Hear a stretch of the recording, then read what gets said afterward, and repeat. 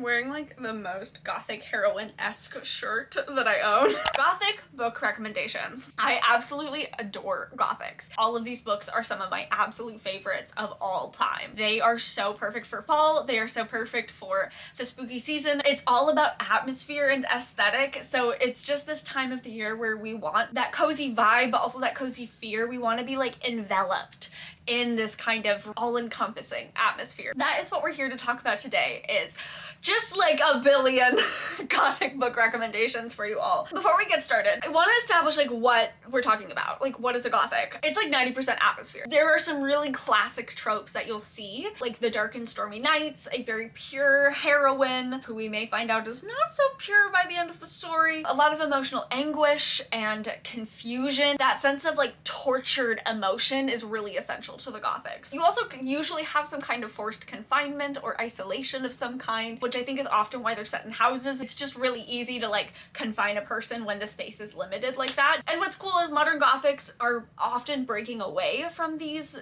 gothic conventions while still homaging the genre and still being a part of the genre. Personally, what I really enjoy in gothics is like this is gonna sound so weird, but like the existential dread. I really like the concept of having to understand ourselves as being capable of great villainy. I do think that complexity of character is really what draws me to gothics as a whole. It's really exploring all of the different aspects of human nature, and I find that really fascinating. Let me give you a quick history lesson before we jump into the books. The genre itself was historically created to comment on political crises, so you often see like a revival of the genre after really big historical events or widespread disillusion with politics or society or things like that. It's a genre that is particularly interested in how systemic issues manifest themselves in ordinary people. And again, I do think that's why I enjoy it. So, you're here for books. I'm gonna give you books. We're gonna start with the classics. Oh, before I get started, these are not just horror books, I promise. So if you are not a big fan of spooky, scary things, but you want to enjoy that like fall atmosphere, I genuinely do believe that gothics are perfect for that, and I have plenty of recommendations here that are not horror books. I'm gonna get started with the classics because of course we gotta get them out of the way. I narrowed it down to a few that I wanted to talk about. How I'm breaking up the rest of these is I've set it up into 3 different categories. So I have houses are their own character, so these are modern gothics that are set in houses where the house is important. Southern gothics, which is an offshoot of the traditional gothic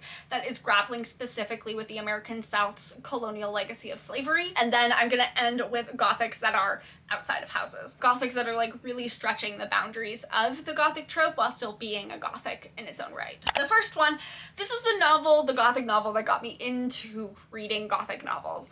And that is, of course, Rebecca by Daphne du Maurier. In this, an unnamed narrator is wooed by a mysterious widower who whisks her back to his secluded manor, and she finds his house essentially, if not actually, haunted by the ghost of his dead wife. Look, she's a classic for a reason. She establishes a lot of tropes that we see in modern gothics, and this just like sparked the love for the genre. The writing is so poetic and so beautiful. The main character is so fascinating because she's so young, and she's really just like muddling her way through this class hierarchy. This book is really about like class hierarchies. One of my favorite books of all time. That's why I put it first. If you don't read any other ones, read this one. Oh, definitely not scary. A little bit spooky, a little bit creepy. It's like ominous, but I would not say that it's scary at all. It's just atmospheric. Then we have The Woman in Black by Susan Hill. I just read this. Definitely a horror, definitely scary. This is about Arthur, who's a very sweet little insurance agent.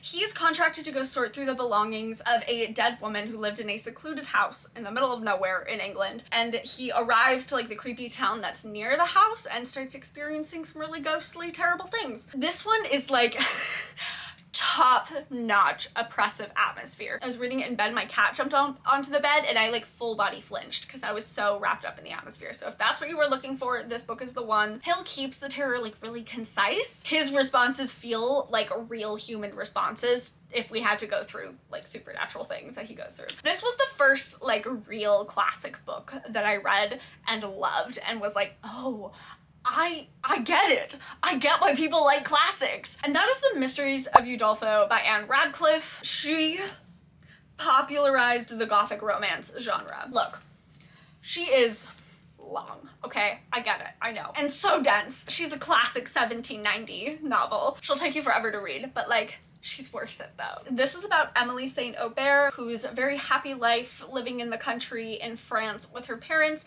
gets interrupted by both of her parents dying. Long story short, it takes a long time to get here, but she winds up becoming imprisoned in the fortress of Count Montoni, who becomes her guardian. It is all set in this like gloomy medieval fortress in Italy that she is pretty sure is haunted. It's either haunted or she's definitely going mad. It's just full of emotion and women fainting and tortured heroines running away from patriarchal figures. Look, it is like all landscape and all atmosphere, and it winds up being like a little bit ridiculous. I just love it. I love the character exploration. I love the landscape setup. I love how the landscape mirrors Emily's mind. Radcliffe takes a lot of time to examine gender roles at the time, and I still think some of it is pretty relevant.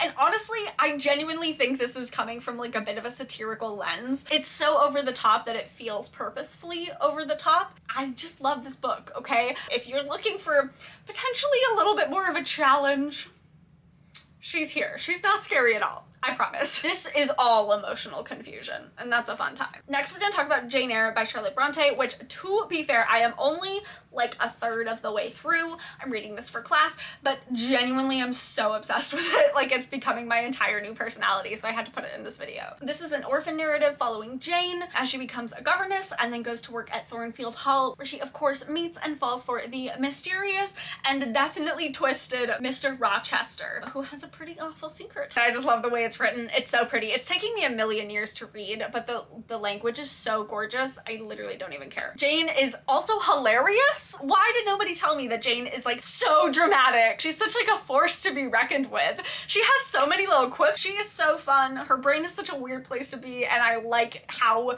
wrapped up in her subjectivity we are. And also this book is just like also a really important feminist text and kind of reinvented the way that the novel was written. So it's really good. I can't believe I've waited this long to read it. So, Jane Eyre, everybody. The last classic I'm gonna like really talk about in depth is Northanger Abbey by Jane Austen. This was my first Jane Austen, actually. This is a gothic that is a satire on gothic. So if you're looking for something a little silly that still kind of has all the elements of that gothic atmosphere, but you just want something that'll like make you giggle, this is the one. This is following Catherine, who is a young girl who is obsessed with the gothic genre. She enters like wealthy British society, meets a young man and goes to his mysterious manor and believes that his father has enacted terrible crimes and so accuses him for it, and like a lot of other things. Like a really good satire, it both perfectly satirizes all of the stupid gothic tropes that I love, but is also a gothic in its own right, and I adore that. I don't know. I love Catherine. I love this book. I gave it 5 stars. I just thought this was so fun. So there you go. I'm gonna throw a lot of books at you right now. A couple other classics if you haven't read them yet. Obviously, Haunting of Hill House is one. Fantastic atmosphere. Castle of Otranto. This is like the first gothic really by Horace Walpole. Very soap opera-y. Not for everybody, but if you are in classics already, you might really enjoy it. Dracula. Obviously, it's Dracula. That's all I have to say about that. This is Caleb Williams by William Godwin. This is not set in a house. This is actually following a boy, and I wrote my final research paper on this and on the different forms of masculinity that are being examined in Caleb Williams. Basically, it's about this boy who's like persecuted by his employer for something that he did not do, and his employer knows he did not do. And so instead of like a house confining him, it's the entire country of England that's confining him. So this is a really interesting one that's a little bit out of all the tropes that we're going to talk about today. And then we have Matthew Lewis's The Monk, which is objectively the first like actual horror book in the English language. Check the triggers on this one. This one reads like a horror book. It's horrifying and frightening, and honestly read very quickly. It did not feel like I was reading a classic while I was reading this. Oh, and I do want to say, I have 2 short stories. A Rose for Emily by William Faulkner. This is a Southern Gothic, and we're following Emily, who's a member of the antebellum aristocracy, who post-Civil War, she has fallen on hard times. That's all I'll give you. I thought the twist was really fun. It's really good and awful. And The Yellow Wallpaper, of course, by Charlotte Perkins Gilman. I love the story so much. This is about a young housewife who is confined to a room with really ugly yellow wallpaper and slowly starts to lose her mind. I also wrote an essay on this. It's just so beautiful. The imagery is so striking. The ending is such a great, like, what the fuck moment. If you're not really interested in reading something long-winded, those two are not very long and you can find them pretty much anywhere on the internet. Houses are their own character. I love myself a haunted house story. The first one is one you've heard me talk about for a long time if you've been a part of this channel, and that is It Will Just Be Us by Joe Kaplan. This was my favorite horror book for a long time and has actually been dethroned by another book on this list. I think it will be the last book that I talk about. So this book is set in a haunted house where the ghosts are memories of the inhabitants. So you're like walking around and you'd run into like an argument that you had with your sister like 17 years ago. We're following Sam, who is living with her mom in this house, and her pregnant sister Elizabeth moves in. When her sister moves in, Sam starts noticing a new ghost making his way through the memories that have all been the same for their entire lives. And she's never seen this boy before, and he's a little faceless boy who she starts witnessing doing really awful things. It all devolves from there. Look, this book is definitely scary, and it's definitely the best representation, I think, of the house as a character that I have on this list. I love it. It's so weird. It definitely like challenges your idea of a haunted house story. I still think about its final image from time to time, and I read this like a year and a half ago. If you want to watch me do that, I have a vlog where I watch it. I'll link it up at the top. I highly recommend it if you're looking for something a little bit out of the norm. Then we have Last Tale of the Flower Bride by Roshani Chokshi. I just read this. She's so pretty. I love this book so much. This follows a man, switching things up here, who believes in fairy tales, and he marries a woman who also believes in fairy tales, but she is a mysterious heiress whose really only role in their relationship is that he not ask questions and not pry into her life. So it was a really great start to that relationship. But when this woman Indigo learns that her estranged aunt is dying, she takes her husband and heads back to the House of Dreams, her childhood home. The man winds up breaking Indigo's trust to try and find out the secrets of the house that seem to be haunted by Indigo's childhood best friend, Azure. This is genuinely like one of the most magical books I've ever read. It is just dripping with fantasy. I actually can't remember the last time I read a book like this, but I savored this book over a period of like a month and a half, and it's only 200 pages, so it's relatively short, but I savored it because I just did not want it to end. I just thought it was absolutely beautiful. It is a little bit upsetting, and I definitely cried reading it, but I would not say this is scary. This definitely falls on like the fantasy side of Gothics, and it's so magical. If you love your magic in the fall times, this is it. Then we have another like really popular one that I'm just gonna get out of the way. If you haven't read Mexican Gothic by Silvia Moreno Garcia yet, you should read it. This is about Noemi, I'm butchering it, I'm so sorry, who heads to High Place, which is a really big, creepy house in the Mexican countryside. She's trying to rescue her cousin from some kind of mysterious doom, and also must contend with her cousin's husband and like awful patriarchal family. This started my obsession with Silvia Moreno Garcia. She's one of my like absolute favorite writers of all time. I love the way that she does character work and relationships. It's so weird, it's so twisted, it's so atmospheric, and it's absolutely a slow burn, but I think it totally pays off, and I love Noemi as a character. I love the ending. It's so good. Talking about it makes me want to reread it. I actually think this was my favorite book of 2021, or it was in like the top 3. Definitely on the scarier side of the spectrum, but it shouldn't like haunt your nightmares.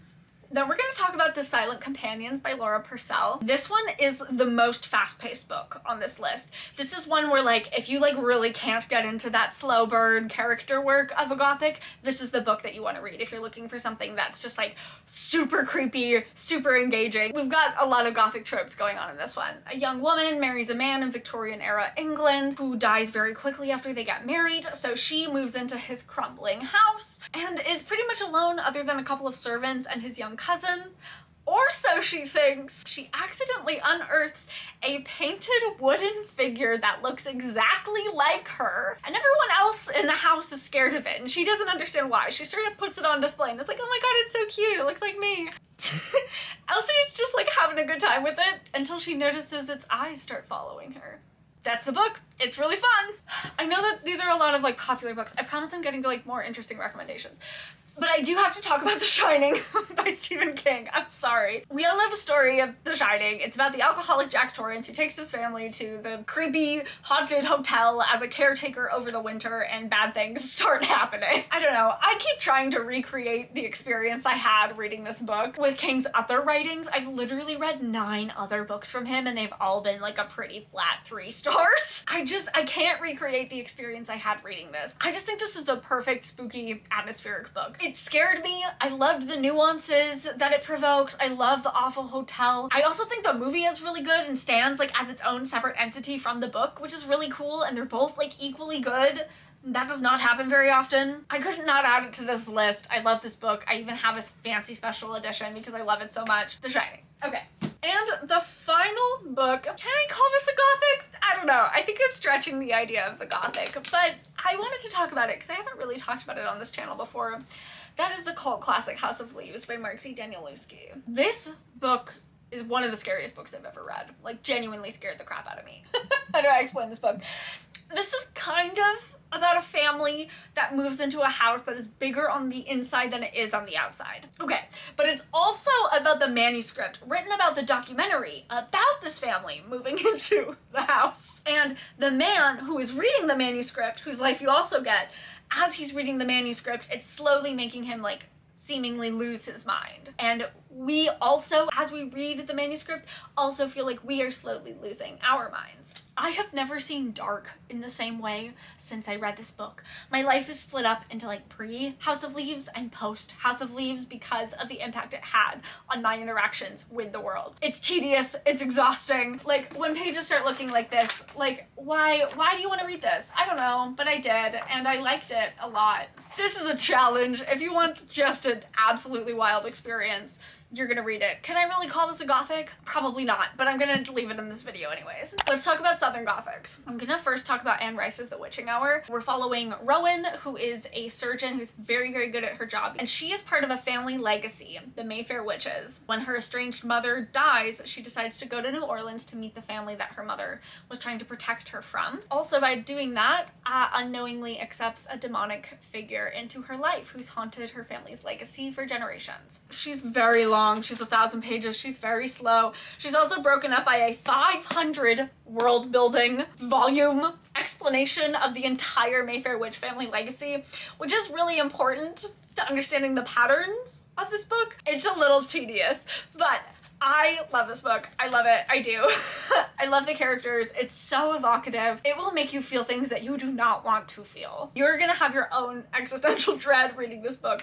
Why do I like doing this to myself? I don't know. This book is just an absolute masterclass in Rice's writing. For sure, check the triggers on this one. You should check the triggers on all of these books, I think, but definitely this one. I just genuinely think it's a masterpiece. We're gonna talk about The House of Dust by Noah Broyles next. This is a very weird little book. This is about a true crime reporter and a prostitute who both take refuge from their normal lives on a not actually abandoned plantation inside of a really creepy town that has some strange funeral rituals and other things going on. You have to be totally okay with being absolutely confused for a good half of it. I am fine with that, but I know a lot of the reviews that I read were not okay with that, and I understand that feeling. It has a bit of a true crime feel to the way that the narrative is structured too, so that's really fun. There's also some inklings of like cosmic horror in the background. I remember reading it and just being shocked at everything that was going on. So she's a little weird, but she's a fun time. Next is Summer Suns by Lee Mandello. This is a dark academia Southern Gothic. We are not inside a house the whole time.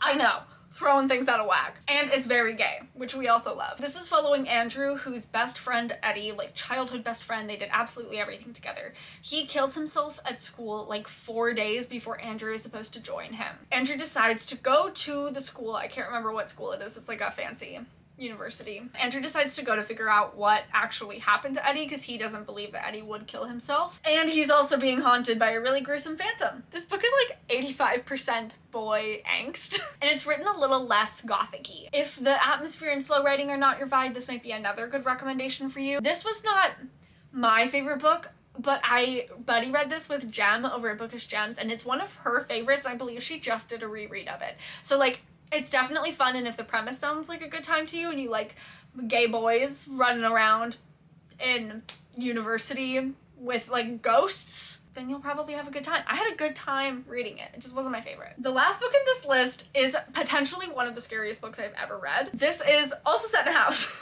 This is The Elementals by Michael McDowell. So we're following a wealthy family who spend their summers on the Alabama Gulf Coast with 3 summer homes. They're on like a sandbar, so they're very isolated from the rest of the world. And 2 of these 3 summer homes, totally fine, totally beautiful. The third one is slowly being filled with sand. and it's not actually as uninhabited as we think it is. We follow a very, very unconventional cast of characters, particularly a young girl who is determined to figure out who or what is in this third house. This book is so freaking creepy. I remember being scared of the shadowy corners of my apartment for days after finishing this book. And the characters are so strange and they're so unique and vibrant. I don't think I've ever read any character quite like these characters. I want to point out it was written in the 80s, so there are a couple of stereotypes that come up that I didn't really love. But if you want to be absolutely frightened and you're looking for a gothic that you might not have heard anything about, really, yeah, we'll do it. That'll do it.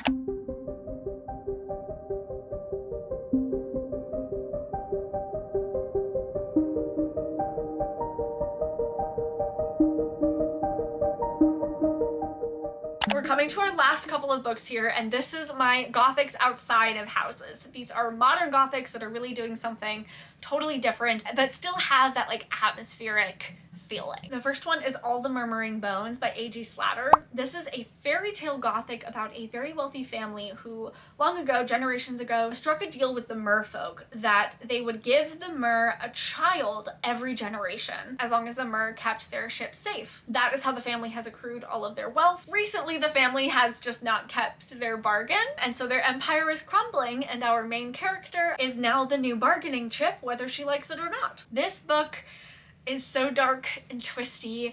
It's full of magic and family curses and mermaids, which I love. Mirren is like, she's our main character and she's such a vibrant figure. Like, I remember like fist pumping while I was reading it, and the prose is so rhythmic.